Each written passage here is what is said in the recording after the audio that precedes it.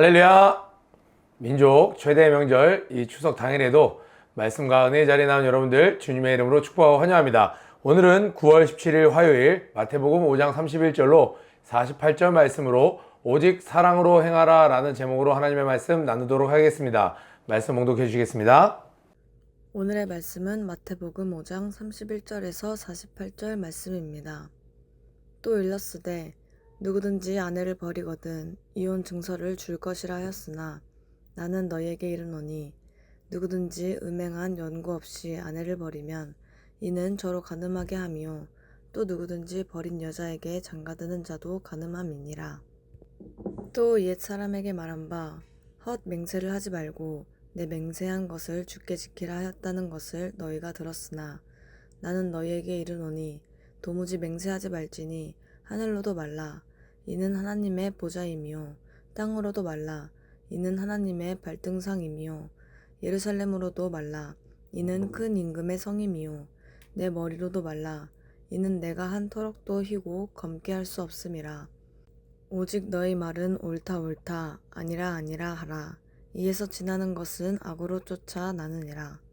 또 눈은 눈으로 이는 이로 갚으라 하였다는 것을 너희가 들었으나 나는 너희에게 이르노니 악한 자를 대적하지 말라.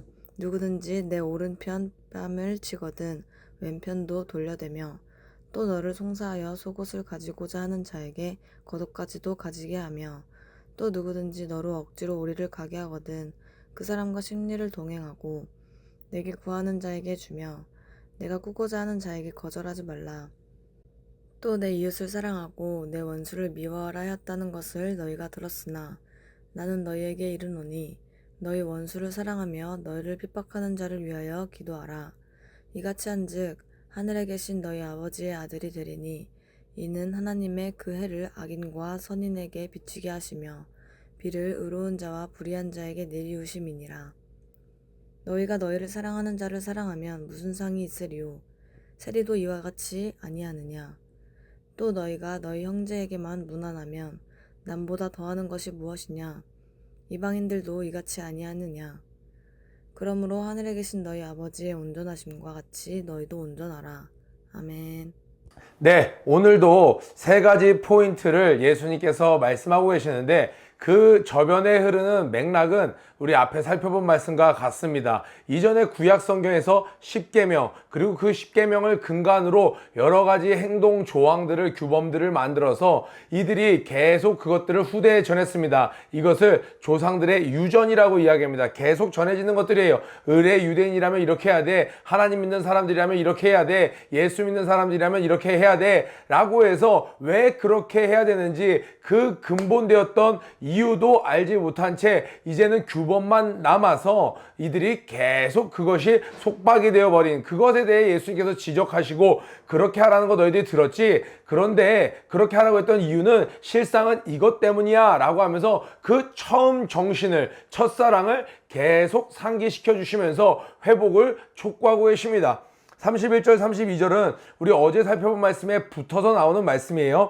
또 일렀으되 누구든지 아내를 버리거든 이혼 증서를 줄 것이라 하였으나 신명기 24장 1절부터 4절 말씀을 자세히 살펴보면 이런 내용입니다. 누군가가 아내를 맞이했는데 간음한 연고 외에 처음 맞이했는데 뭔가 나에게 마음에 들지 않는 뭔가 문제될 만한 일이 생겨서 내 아내로 맞아들이면 안 되겠다라는 그런 마음이 생겼을 때는 이유 없이 돌려보내면 사람들이 저 사람은 간음한 여인이야 라고 손가락질을 하니까 우리가 좀 맞지 않아서 간음한 이유 외에 다른 이유로 내가 이 여인과 부부가 되지 않겠습니다라고 이 여인에게 이혼 증서를 써줘라. 그래서 뭐를 하려고 그런 거예요? 이 여인을 보호하려고 한 겁니다. 남편이 거절을 했어요. 그런데 그 이유가 간음이면 이 여자는 사람들에게 돌로 맞아 죽어야만 했습니다. 그러니까 이 여인을 돌려보낼 때는 이혼 증서를 써주고 이 이혼 증서를 가지고 있을 경우는 이 여인은 다른 남자에게 시집이 가는 것이 결혼을 가능하게 해주셨던 보호장치였습니다. 그런데 하나님께서 그것조차도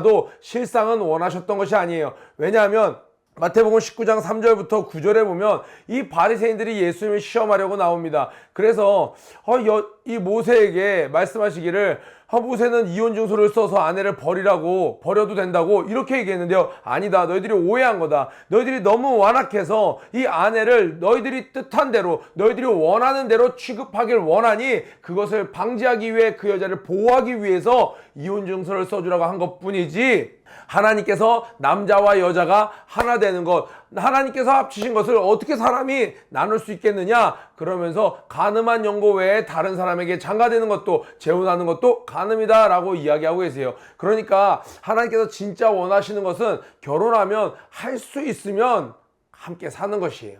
하나님이 허락하신 짝이라고 믿고 함께 사는 것을 원하십니다. 그러나 그런 신앙적인 이유나 신약 성경에 와서 그 외에 다른 일들이 있을 때는 헤어질 수도 있으나, 이때 당시에 이 바리새인들도 뭐라고 얘기합니까? 그래요? 하나님이 합치신 것을 나눌 수가 없어요? 그랬더니 그들이 하는 말이 뭐라고 그러냐면, 그러면 차라리 결혼 안 하는 게 좋겠습니다. 왜요? 결혼하면 자신들이 한 여자와 평생 관계를 가져야 되는 거예요. 이때 당시에 남자들은 잘못된 특권 의식과 굉장히 부패한 하나님께서 기뻐하지 않는 그런 성적인 관념들을 갖고 있었습니다. 그러니까 남자가 돈이 있고 명예가 있으면 원하는, 물론 도덕적으로 깨끗한 자들은 그러지 않았습니다만 일반적으로 자기가 원하는 대로 젊은 여자를, 이쁜 여자를 계속 추구하면서 아내를 계속 마치 물품 교환하듯이 하는 그것에 대해서 하나님께서 지적하고 있는 것이었어요.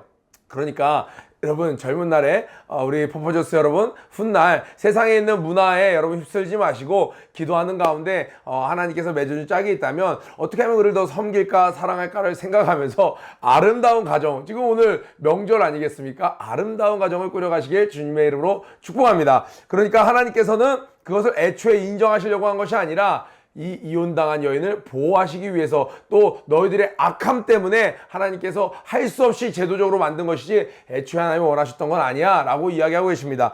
자, 33절부터 37절 한번 이렇게 그어볼까요? 여기 제목은 맹세하지 말라라고 되어 있는데요. 맹세하지 말라라고 말씀하신 이유는 무엇일까요? 맹세하지 말라는 게 포인트가 아니라요, 37절에 한번 형광펜을 쳐보세요. 오직 너희 말은 옳다 옳다, 아니라 아니라 하는 이에서 지나는 것은 악으로 쫓아나느니라. 그러니까 이때 당시에 사람들이 그냥 누군가가 말하는 걸 믿으면 바보라고 소리를 들었어요.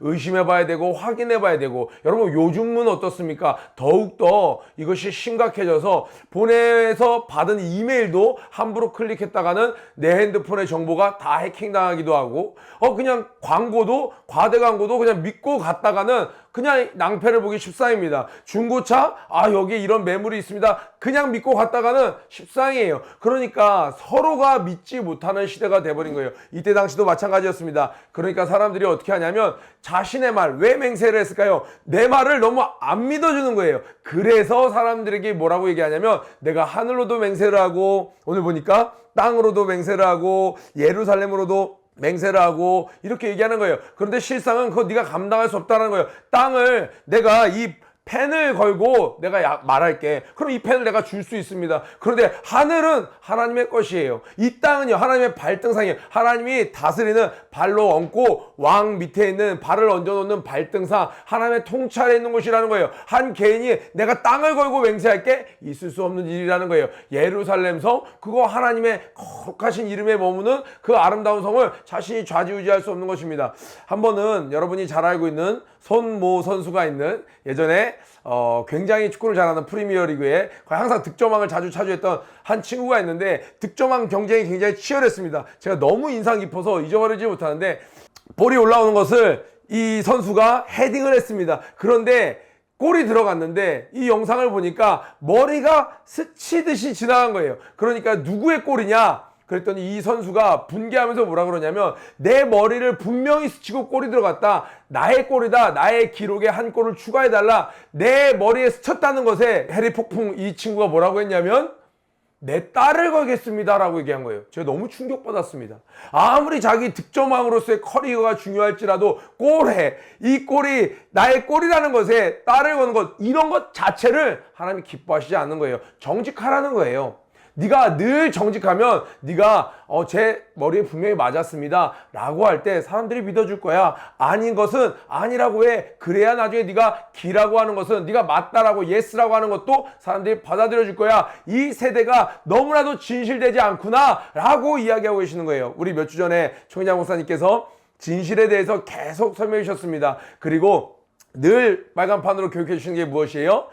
거짓은 잠깐이려니와 진실은 오래가는 게 아니라 어떻다고요? 영원하다라는 거예요. 너의 말이 그렇게 될 수 있도록 하라는 거예요. 맹세를 남바람으로 너를 신뢰할 만한 사람으로 무장하려고 하지 말고 꾸미려고 하지 말고 평소에 너의 말이 진실돼서 예 아닌 것은 아니요 할 때 사람들에게 신뢰를 얻을 수 있는 사람이 되라는 것입니다. 이해되시죠? 자, 또 38절에는 또 눈은 눈으로 이는 이로 갚으라 했다는 것을 너희가 들었으나 네, 구약 성경에 있어요. 그런데 그때도 우리 구약 성경 큐티할 때도 말씀드렸습니다. 이것은 왜 그래요? 하나님께서 이 보복이 또 다른 보복을 불러일으키는 것을 막으시려고 그때 당시에는 사람들이 어떤 누군가의 눈을 해야게 했어요. 그러면 사람들이 가서 내가 한쪽 눈이 멀었으니 너의 한쪽 눈만 멀게 하게 하는 게 아니라 양쪽 눈을 뽑아버리고 심지어는 내가 한 눈을 못 보게 되다니 내가 애꾸 눈으로 살아야 돼 하면서 막 생명을 빼앗기도 하고 이렇게 보복이 더해져서 또 다른 보복을 낳고 그래서 스스로 멸족하는 일을 막게 하시려고 하나님께서 네가 아무리 화가 나도 너 눈 하나만 잃었잖아. 그러니까 상대방에게 눈 하나까지만 해야 할 수 있도록 하라. 이렇게 하나님께서 보호장치로 주신 것이었어요. 그런데 예수님께서 그렇게 하신 이유는 그때 당시에 구약 성경에 말하면 이들이 너무나도 받아들이지 않았겠죠. 왜요? 너무나도 잔인했던 그 시대에 하나님의 백성으로서 율법을 탁 주는데 처음부터 너무나도 수준 높은 것을 지금 초등학생에게 지금 3차 방정식을 풀려고 그러면 너무나도 어려워하는 것처럼 미적분을 풀려고 그러면 어려운 것처럼 그때 당시 사람들에게 바로 사랑해라 이거 어려웠습니다. 그러나 예수님은 그렇게 막으셨던 이유는 뭐예요? 나중에 뭐 하시려고 그랬던 거예요? 지금 너 그 사람에게 화가 나지? 참어. 참을 수 있겠니? 근데 내가 사실은 참는 걸로 그치려는 게 아니라 그를 사랑하라고 말하고 싶어. 이게 예수님의 말씀이셨습니다. 그래서 우리가 역사 가운데 한국 기독교에 굉장히 귀하신 목사님들이 많습니다. 손양원 목사님은 어땠나요? 자신의 아들을 이제 곧 유학을 앞두고 있는 자기 아들을 죽여버린 그 살인자를 자신의 양 아들로 삼아버린 사랑의 원자탄이라는 별명을 갖게 되었던 우리 손양원 목사님, 그 목사님을 보니까 그 교인들만 은혜를 받은 게 아니라 누구까지 다 놀랐어요? 예수를 믿지 않는 자들까지도 그의 착한 행실을 보고 와 진짜 하나님이 살아계신가 보다 아버지께 영광을 돌렸던 우리나라 가운데 아름다웠던 역사를 우리 모든 친구들 알고 있을 거예요.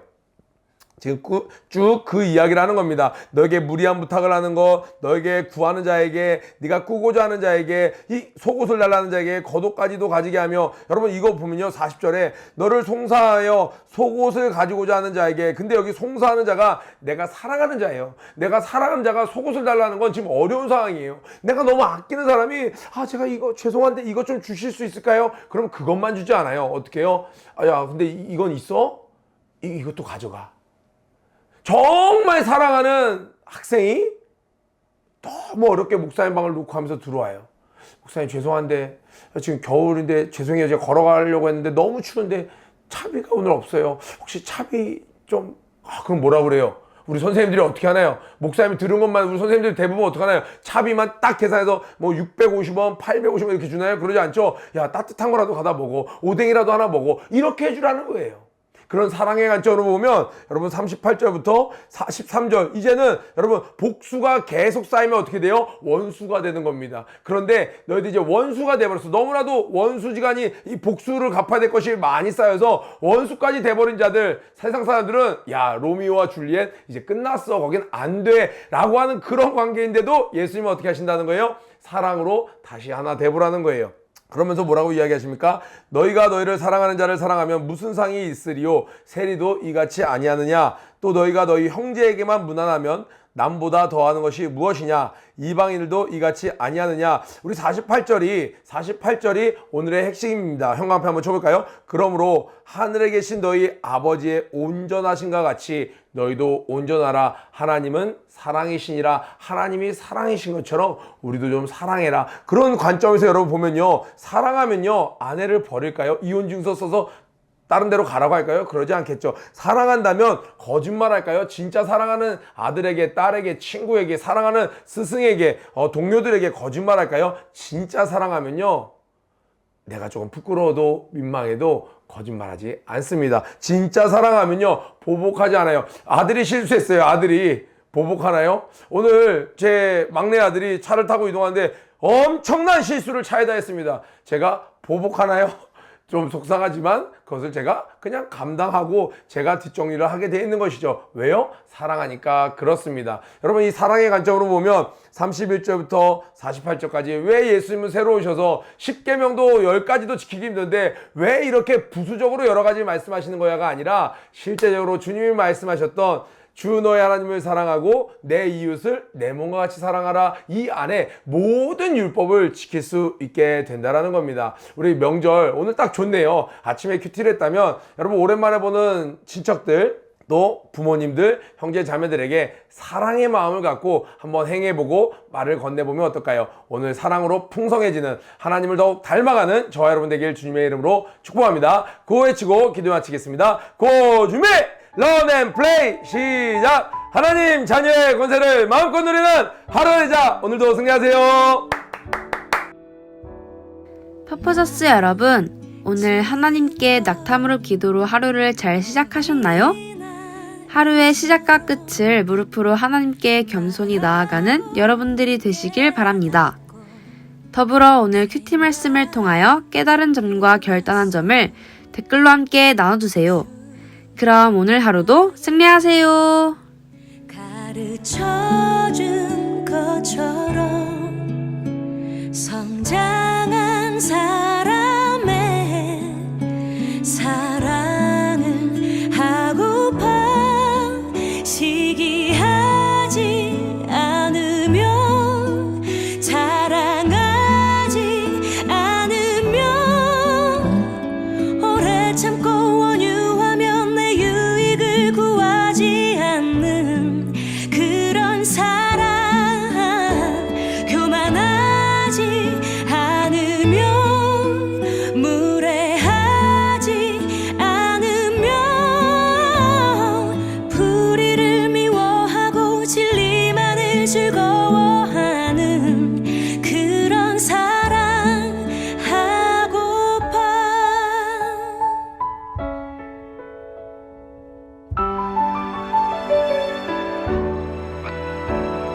주 나에게 가르쳐준 것처럼 성장